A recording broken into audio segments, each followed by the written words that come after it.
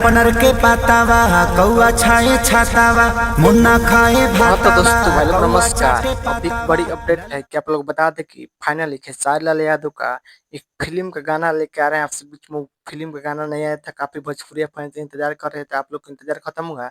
Finally उस गाना का पोस्टर आ गया है, आप लोग मेरे स्क्रीन पर देख रहे होंगे। इसी वीडियो में इसी गाना की जानकारी दोस्तों बीच में किस चैनल पर कब लॉन्च किया जाएगा।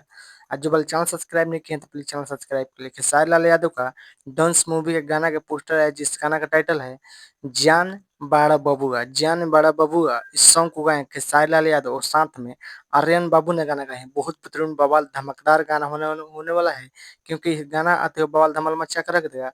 और बता दें कि इस गाना के लिखे हैं जान बड़ा बबुआ प्यारे लाल यादव गाना लिखे हैं, और बहुत बेहतरीन बवाल गाना होने वाला है। और बता दें कि इस गाना म्यूजिक दिए हैं कृष्णा बेदर्दी, म्यूजिक संगीत साहिन। बहुत बेहतरीन जबरदस्त कमाल का गाना होने वाला है जान बड़ा बबुआ। इस गाना का टीजर आपसे बीच में आ गया है, global music junction YouTube channel पर जाए टीजर देखिए।